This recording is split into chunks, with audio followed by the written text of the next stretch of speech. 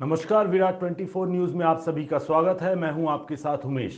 Congress party से राज्यसभा सांसद एवं सदस्य स्टीयरिंग कमेटी प्रमोद तिवारी ने पत्रकारों से रूबरू होते हुए भाजपा प्रदेश केंद्र सरकार पर जमकर निशाना साधा। श्री तिवारी ने कहा कि केंद्र की भाजपा सरकार विश्व के सबसे युवा देश के युवाओं को भी रोजगार के पर्याप्त अवसर नहीं दे पाई।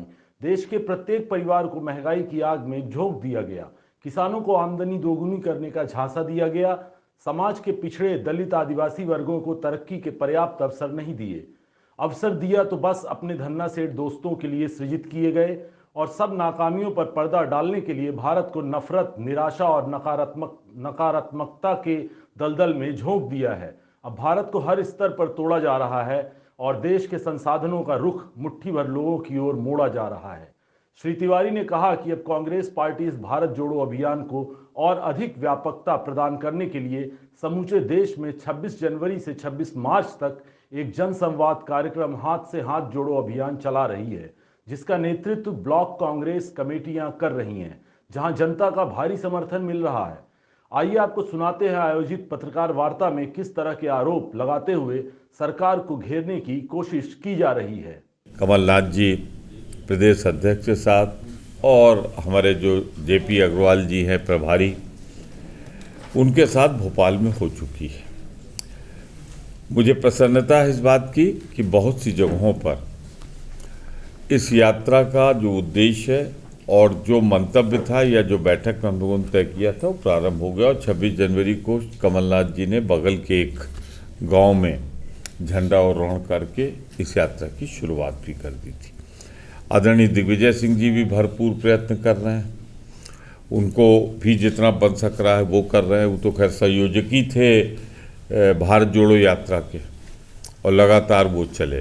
इसके पहले नर्मदा की भी यात्रा शायद बड़ी उन्होंने पूरी की थी 5 साल पहले। तो मैंने, चूँकि हम सब रीवा को अपना हिस्सा मानते हैं और रीवा से इलाहाबाद को अपना हिस्सा मानता है, शिक्षा के लिए सबके लिए हम लोग कनेक्टेड हैं एक दूसरे से, तो मैंने रीवा को इसीलिए पहले चुना कि एक बार मैं यहाँ जाऊँगा। इस सिलसिले में अपने साथियों से जो कांग्रेस जन हैं इनसे वार्ता करूँगा, समझूंगा सबकी इस यात्रा को कैसे सफल बनाया जाए, इस पर प्रयास करूँगा। और प्रताप भानु शर्मा जी चूँकि हमारे मित्र भी हैं, बड़े भाई भी हैं, जब से ये सांसद विदिशा से, उसके पहले से मेरा पारिवारिक संबंध है। मेरी बात होती रही अध्यक्ष जी से, मेयर साहब से, सभी से। बड़ी भारी बात, कोई भी व्यापारी या पूंजीपति या उद्योगपति जब लेता है लोगों से तो उसको ऐसे तो नहीं वापस करता ना, उसकी एक प्रक्रिया है। और लोगों ने दे दिया 20,000 करोड़ वापस किया, एक चीज़। दूसरी चीज़, ये गिरावट क्यों इतना ज़्यादा, और तीसरी चीज़ हम बार बार साफ कर दें कि हमारी चिंता है 130 करोड़ भारतवासियों की, क्योंकि स्टेट बैंक से और जीवन बीमा निगम से दोनों जुड़े हैं। आप लोग, सब लोग, हम लोग, मैं तो जुड़ा हूँ, अभी मेरे साथ सभी इसमें होंगे। तो आपकी चिंता कांग्रेस को है कि 30 करोड़ भारतवासियों की चिंता आपको है। हम क्या कह रहे हैं उनसे, ये नहीं कह रहे हैं कि आप इनको अडानी जी को लाइए और किसी चौराहे पर फांसी दे दीजिए, हम नहीं कह रहे हैं। हम कह रहे हैं जब दुनिया में ढाका में उथल पुथल हो गई इसी को लेकर, दूसरे देशों में उथल पुथल हो गई इसी को लेकर, तो जांच कराइए। कोई ऐसी जांच भी हम नहीं मांग रहे हैं जो कभी ना हुई हो। जेपीसी तो मेरे ख्याल के कई बार हुई हो, और जेपीसी में होता क्या है, मैं उसकी रूपरेखा बता दूं आपको।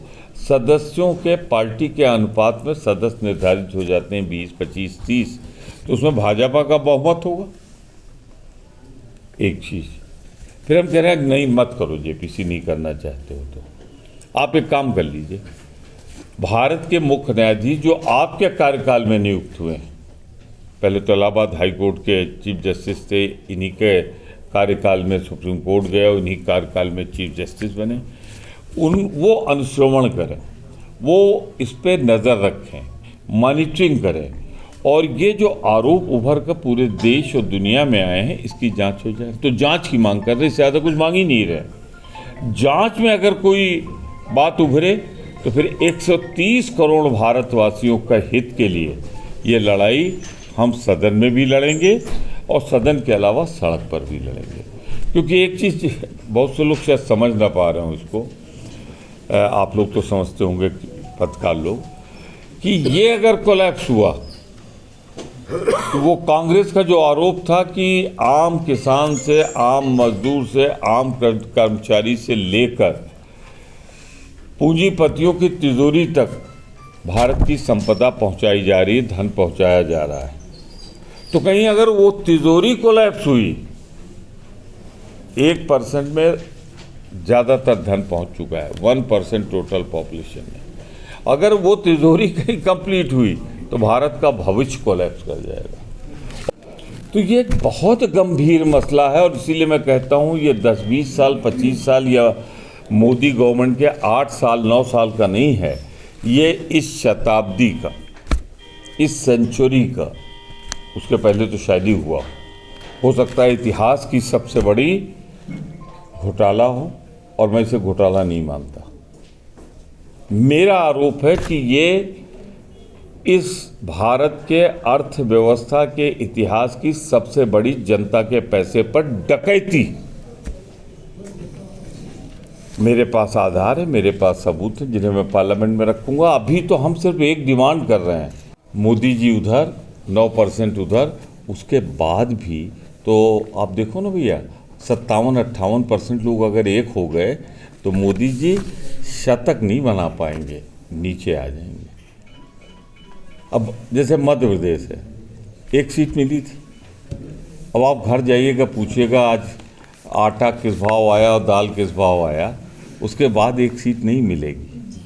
बूथ जुड़ेगा तभी जब हाथ मजबूत हो। कांग्रेस बिल्कुल बिखरी नहीं है। कांग्रेस पूरी तरीके से, परिणाम है 2018। अब परिणाम छोड़ दीजिए, कांग्रेस आज की तारीख में एकजुट है। हमारे साथ सोनिया जी का आशीर्वाद है, मल्लिकार्जुन खड़गे जी के राष्ट्रीय अध्यक्ष का नेतृत्व है। प्रदेश में अगर इसी तरह देखें तो कल्पनाथ जी हमारे अध्यक्ष हैं, दिग्विजय सिंह जी सहित सारे नेता उनके साथ जुड़े हैं। आज यहाँ जितने कार्यकर्ता मिले हैं, आप इनसे अलग अलग बात, विरोध चल रहा है मुख्यमंत्री। अगर राजनीति में मैं नहीं जानता, हमसे तो कोई विरोध करता नहीं। अजय आपके अब आपसे मिले होंगे, मुझसे नहीं मिले। हमसे सुनिए, हमसे भोपाल जब जिस दिन मीटिंग में आया था, मेरी अजय सिंह जी से मुलाकात हुई और 15-20 मिनट हुई, उन्होंने ऐसा कुछ मुझसे नहीं कहा। यादव जी ने कहा भारत के राजनीतिक इतिहास में इसके पहले कभी नहीं हुआ था कि किसी राष्ट्रीय दल का अध्यक्ष, पूर्व अध्यक्ष लगभग 4000 किलोमीटर की पदयात्रा करे। हम में से बहुतों को सौभाग्य मिला,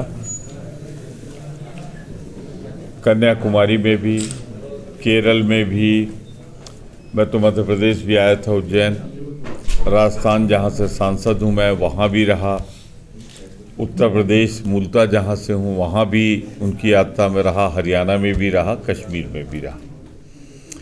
आज तक भारत के इतिहास में किसी भी राजनीतिक दल के अध्यक्ष या पूर्व अध्यक्ष ने ये यात्रा, पद यात्रा नहीं की। अगर किसी ने की तो वो हमारे पूर्व अध्यक्ष श्री राहुल गांधी जी ने की। परिस्थितियां कितनी विपरीत थी वो चूँकि आप लोगों ने दिखाया होगा, देखा होगा, जिस तरह बरसते पानी में या बरसते आसमान से बर्फ में उनका मिशन रुका नहीं, करते रहे। और बहुत से शुरुआत से ही उनके जूते को लेके उनके टी-शर्ट तक पे आरोप लगे, पर उसी टी-शर्ट में वो श्रीनगर तक पहुंच गए -0 में। तो कुछ तो औरों से अलग हैं वो। आज हमारी ये प्रेस कॉन्फ्रेंस आधारित है 2 बातों पे। एक तो भारत जोड़ो यात्रा का पहला चरण 31 जनवरी को श्रीनगर में समाप्त हो गया। उसकी निरंतरता बनी रहे,